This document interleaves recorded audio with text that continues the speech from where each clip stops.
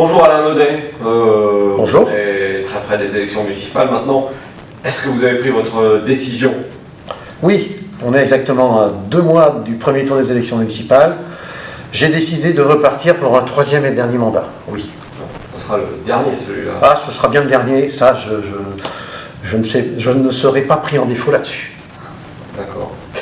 Et je crois savoir quand même que cette décision a été le fruit d'une longue réflexion. Vous pouvez nous expliquer un petit peu cette démarche, cette réflexion et vers quoi elle se prolonge?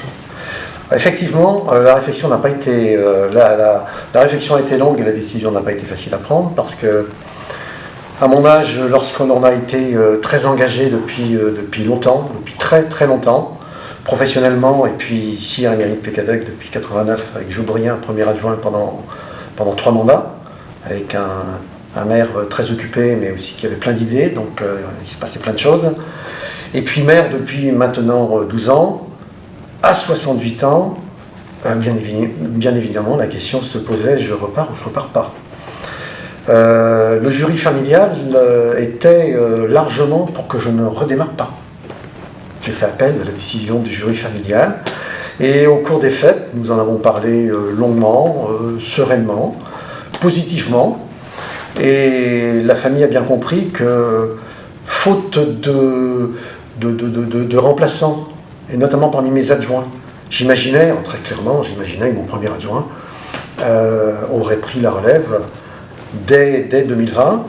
Ce ne sera pas le cas, puisque Loïc est directeur d'une entreprise, il veut encore y faire plusieurs années, et concilier les deux, il ne s'en sent pas capable, et ça je le comprends tout à fait. Moi je l'ai fait quand j'étais directeur général de Van Golf Habitat, j'étais maire, j'étais même pendant quelques temps aussi président de la CCRL, et c'est absolument, c'est faisable, mais à quel prix? Au prix de la santé, au prix du sacrifice de la famille, et ça, je comprends tout à fait. Et parmi mes autres adjoints, qui sont aussi capables, personne ne veut prendre le relais. La question s'est donc posée, j'y vais ou j'y vais pas, et si je n'y allais pas, aucun des adjoints n'y allait, a priori. J'ai donc décidé, en toute fin d'année, en famille d'abord, et puis en équipe ici après en début d'année, de repartir pour un 3e et dernier mandat de maire, avec entre autres 4 de mes adjoints actuels. D'accord. Ce sera donc un mandat qui préparera aussi l'avenir. Bien évidemment. Au poste où je suis, et tout élu devrait le faire, j'imagine, comme j'avais imaginé que mon premier adjoint prendrait la suite, mais il faut absolument préparer le relais parce que on sait très bien que l'image de cette fonction peut renvoyer quelque chose de compliqué, et que c'est compliqué effectivement, c'est de plus en plus compliqué, et que ça peut plus repousser qu'attirer. Donc si on ne prépare pas, si on n'a pas en tête dès le début du mandat de se dire on n'est pas irremplaçable, et on ne sera pas toujours là, on risque d'avoir une mauvaise surprise aussi dans 6 ans. Donc il faut absolument préparer l'avenir, non seulement l'avenir au poste de maire, mais l'avenir aussi parmi les adjoints. Alors avant de revenir sur l'avenir et vos objectifs, on va peut-être jeter un petit coup d'œil dans le rétroviseur sur le mandat qui s'achève, parce que vous avez été maire, mais aussi président de l'OBC, avec une transition au niveau de la communauté de communes, notamment importante. Donc, qu'est-ce que vous tirez comme leçon de ce mandat qui s'achève? C'est mon 5e mandat, 3 mandats de premier adjoint, 2 mandats de maire. Ça a été le plus compliqué et le plus rapide. Il a été lourd en décision pour l'avenir, en difficulté au niveau de l'organisation en particulier, et il a aussi passé très vite. Bon, on se rend bien compte que le temps passe très vite d'une façon générale, mais là en particulier. C'est un mandat où on a beaucoup travaillé, d'abord au niveau de la mairie, hein, on a fait pas mal de choses, hein, au niveau de la voirie, on va achever là la réflexion de l'ensemble de la voirie communale, là, en ce début 2020, là, au premier semestre 2020. Ça veut dire qu'on a fait des kilomètres et des kilomètres chaque année, on a fait l'adressage, on a tout refait la signalisation à la campagne, Et puis, dans le bourg, pour conforter le bourg et l'attractivité du bourg, on a fait plein de choses. On a refait les réseaux dans 3 rues importantes, et donc on a refait aussi les rues, pour plus de sécurité, moins de vitesse, plus de déplacements d'eau. Et on a fait, pour le commerce en particulier et les services, on a lancé la nouvelle maison médicale, où 4 médecins vont s'installer quand même, en février prochain. On a refait complètement l'ancienne mairie, on a installé des paramédicaux. Si on fait le bilan, alors aujourd'hui, on a 4 médecins, on a 25 paramédicaux, avec les pharmaciens, les ostéopathes, les pédicures-podologues, les infirmiers, les naturopathes, etc. etc. J'en oublie, mais ce serait trop long de donner la liste. Donc on a vraiment conforté commerce et services. On vient d'installer une jeune esthéticienne, il y a 3 mois, qui marche très bien. Et ça demandait beaucoup de travail, ça demandait des réflexions, ça demandait aussi des travaux, donc suivi des travaux, avec les difficultés qu'on peut avoir pour avoir des entreprises, et aussi pour les faire rester sur les chantiers, livrer nos chantiers en heure et en temps. Bon, on a fait beaucoup de travail, je suis vraiment pas exhaustif au niveau des réalisations, parce que je ne peux pas l'être, ce serait trop long. J'entends beaucoup parler dans les communes d'un certain rebond de la démographie, de l'arrivée de nouveaux habitants. Qu'en est-il à Plecadoc ? Oui, on fait ce même constat. Je disais qu'on avait un certain creux et puis un regain d'activité. Le regain d'activité économique, le développement des entreprises, a été accompagné ou suivi de l'arrivée d'une nouvelle population. On le voit bien. La première tranche du lotissement communal de Domaine des Roches est achevée, 18 lots. La deuxième tranche, qui est commercialisée depuis 1 an, 24 lots, il n'y a plus qu'une dizaine de lots disponibles. Donc ça va vite. Et d'ailleurs, dans nos projets, à engager rapidement, la réflexion à engager rapidement au début du prochain mandat, ce sera où fait-on un nouveau lotissement ? Enfin, je vois à peu près, parce que le PLU a restreint les possibilités, mais surtout comment on le fait et quand est-ce qu'on le fait. Et cette réflexion, on va l'engager rapidement. Oui, on a fait une plantation d'arbres il y a quelques semaines. On avait invité les parents qui avaient eu des jeunes bébés, et on a été surpris de voir cette jeunesse-là, que l'on connaissait à peine pour la plupart d'ailleurs, des nouveaux ménages qui sont arrivés depuis 2 ou 3 ans. Oui, il y a un vrai regain démographique. C'est aussi constaté dans les chiffres de l'INSEE. On a une augmentation, mais l'augmentation, c'est constatée, c'est au 1er janvier 2017. Au 1er janvier 2020, elle est beaucoup plus importante encore. Et je pense qu'on approche les 1900 habitants désormais. Bravo, mais il y a aussi un aspect économique qui est important pour Plecadoc. Oui, tout à fait. On a connu dans le mandat précédent, l'économie c'est un peu l'ADN de la commune de Plecadoc, et on a connu dans le mandat précédent le sinistre de la liquidation de la branche Doufray, les 1000 emplois supprimés, dont 400 à Plecadoc. Et c'est vrai qu'en ce début de mandat, on a encore un peu géré ça. Il y avait eu en plus la crise de 2008 qui avait ralenti la construction.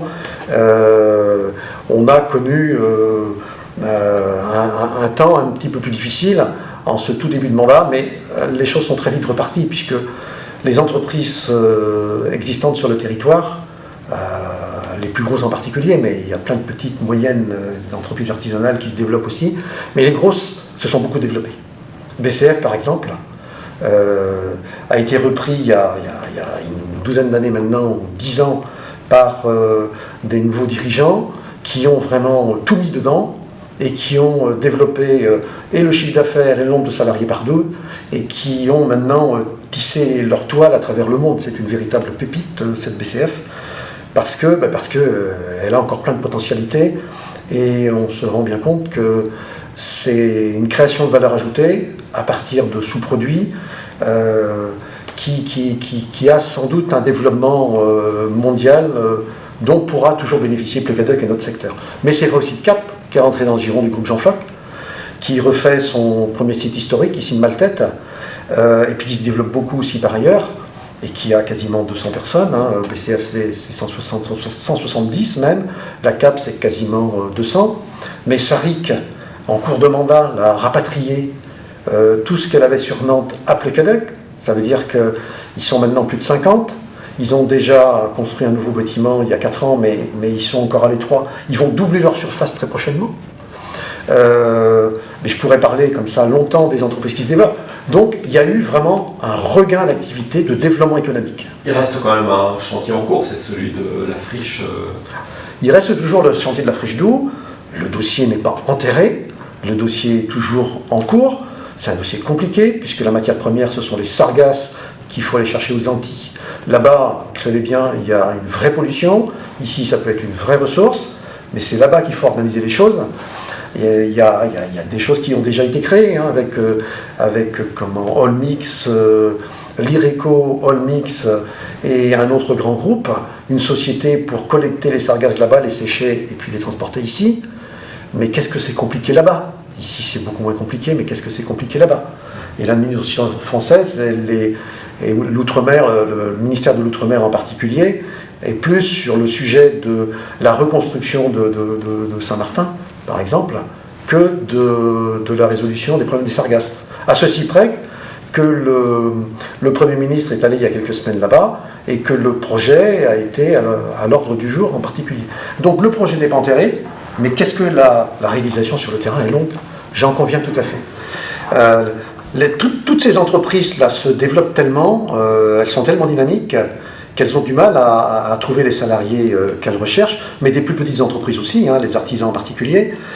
Et certaines entreprises comme BCF, l'initiative de Jacques Pidou, ont émis l'idée et ont commencé à étudier le projet, dont ils m'ont fait part l'été dernier, de la création d'une crèche d'entreprise à Plécadoc, avec l'association Le Petit Club, comme à Vannes, Saint-Nolff, Elvin, une crèche de 35 places, 15 emplois permanents, 35 places ça veut dire 50 enfants, qui leur permettrait d'offrir leurs salariés, actuels et surtout nouveaux, pour en attirer d'autres donc, des possibilités de garde de leurs enfants.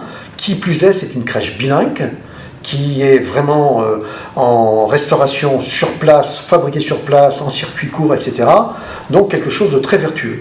Donc ça, c'est à l'étude. La commune mettrait à disposition un terrain en centre-bourg, et l'association Le Petit Club, donc créée par les entreprises locales, mais en dehors de Plécadoc aussi, porterait ce projet économiquement et en termes de gestion également. À quelle échéance on a une idée? L'échéance, c'est fin 2021 ou plus tard, la livraison de cette crèche. Plus vite elle sera en service, plus vite les entreprises pourront offrir cette possibilité-là à leurs salariés et en particulier en attirer de nouveaux. C'est peut-être le moment de parler un peu de l'OBC, qui a été aussi un élément important de votre mandat. Vous avez joué un rôle important. Oui, j'ai été président de la CCOM, mais je suis aussi vice-président du développement économique, au développement économique, à l'aménagement et à l'urbanisme à la communauté de communes. Et donc l'économie m'intéresse particulièrement. Alors, OBC, effectivement, je crois que notre mandat qui se termine aura été fortement marqué par la fusion obligée de nos 3 communautés de communes. Vous savez bien, à 80%, à la CCOL, on était contre la fusion avec Guéry-Lagacilly. On avait les 20 000 habitants, on était capable de s'assumer tout seul, on avait décidé de projet en toute connaissance de cause, et je veux dire, la piscine qui se termine à Malétroit, et le musée de la résistance bretonne à Saint-Marcel, dont les travaux sont commencés, on les avait lancés en connaissance de cause, avec les moyens d'assumer. On avait même préparé un pacte financier et fiscal, grâce notamment au travail de Noël Collineau, le vice-président aux finances, et on a été à 2 doigts de le signer avant la fusion. Malheureusement, il y a une commune qui nous a mis des bâtons dans les roues, on n'a pas pu le signer. Mais ça veut dire qu'on était quand même arrivé à un niveau de réflexion et de cohésion qui pouvait nous permettre d'aller loin. Le préfet, les autres communautés de communes de Guéry-Lagacilly, qui n'avaient pas 15 000 habitants, qui devaient fusionner, on souhaitait qu'on se marie avec elles. On s'est mariés. C'est vrai qu'on a mis la première partie du mandat à préparer la fusion et la deuxième partie du mandat à s'installer, à essayer de trouver une harmonisation et qu'on ne réussira à trouver. On a passé beaucoup de temps avec cette histoire de fusion de communautés de communes. Mais maintenant, la fusion est faite, le mariage est fait, on n'a pas encore réussi à faire de bébé vraiment, mais je pense qu'on va y arriver un jour. Il faut absolument positiver et regarder devant pour essayer comment tous ensemble on peut tirer le meilleur parti de ce qui existe maintenant. C'est maintenant écrit, inscrit sur le territoire et dans l'histoire, la nouvelle communauté de communes.